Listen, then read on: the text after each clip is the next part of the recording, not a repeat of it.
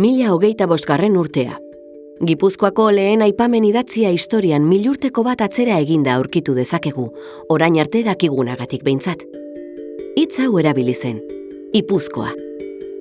Lurraldeak bere arauak, tradizioak eta ohiturak zituen, belaunaldi batetik bestera transmititzen zirenak. 1200. urtean Gaztelako erregek Gipuzkoako foruak zin egin zituen. Geroago idatzi ziren, eta 1387an Batzar Nagusien lehen bilera egin zen Getarian, Gipuzkoan legeak egin eta lurraldea gobernatzeko ardura hartuta. 150 urte igaro ziren geroago, botere betearazlea bere gain hartuko zuen foru aldundia sortzeko. Foruen abolizioa 1879an gertatu zen. 100 urte geroago, Gernikako estatutuarekin batera, eskubide historiko horiek jaso ziren berriro eta haien errespetua bermatu zen. Gaur egun, Euskal Autonomia Erkidegoa osatzen duten 3 lurralde historikoetako bat da Gipuzkoa. Gipuzkoako botere legegilea Batzar Nagusiei dagokie. Guztira, 51 batzarkidek osatutako organoa da, gizarteak 4 urtean behin sufragio unibertsalaren bidez aukeratzen duena.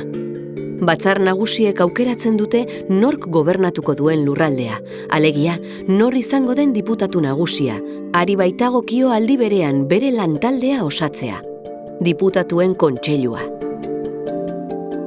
Foru aldundia da Gipuzkoako botere betearazlea. Gaur egun, foru aldundia 10 departamentuk osatzen dute, eta haien bitartez lurraldearen eskumen eremu guztietan lan egiten da. Eskumen hoietako batzuk Gernikako estatutuan jasota daude.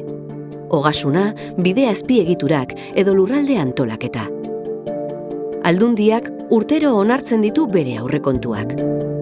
Lurralde historikoen legeak beste eskumen batzuk ere ezartzen ditu, hala nola basoen eta mendien kudeaketa eta tokia araubidearen legeria. Gipuzkoako foru aldundiak harreman estua du beste erakunde batzuekin. Besteak beste, lurraldeko 98 udaletako bakoitzarekin, Eusko Jaurlaritzarekin eta Espainiako gobernuarekin. Harreman horiek Ogasun departamentuan islatzen dira zuzenean. Foru aldundia da lurraldeko zerga arloko erakunde eskudun bakarra, eta honela banatzen da diru bilketa. Ia 167 Eusko Jaurlaritzak Gipuzkoan bete beharreko zereginetara bideratzen da, eta 111 udalerriei laguntzera. Kupoa, estatuaren eskumenak ordaintzera bideratzen den zenbatekoa 6,24 da, eta gainerako 16 aldundiaren beraren proiektuetara bideratzen da. Gipuzkoako foru aldundiak funtsezko lehentasuntzat jotzen ditu gizarte politikak eta ekonomia. Gipuzkoako garapenaren ardatz egituratzaileak dira, baita Gipuzkoar guztientzako ongizate bermea ere. Aldundiak gizarte politiketan inbertitzen du bere aurrekontuaren erdia.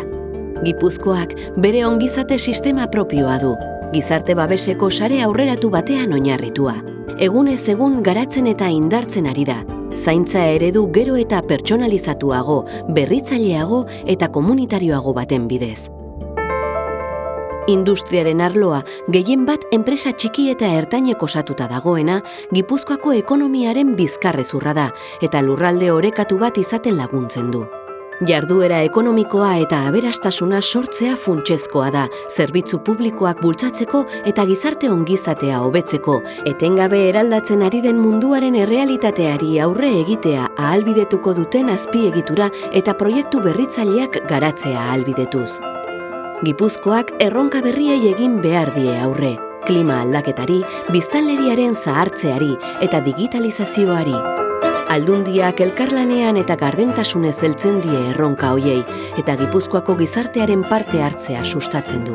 Konpromisoa hartu eta demokrazian sakondu nahi du, gero eta berdinzaleagoa eta aurreratuagoa den lurralde baterantz aurrera egiteko.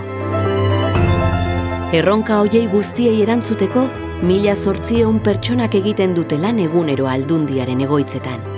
Oraina kudeatzen dute Gipuzkoa etorkizunera eramateko. Foru aldundia jauregi bat baino askoz gehiago da, eraikin bat baino askoz gehiago. Gipuzkoa lur eremu bat baino askoz gehiago da. Gipuzkoa, lurralde lehiakorra, adimentsua, sortzailea da.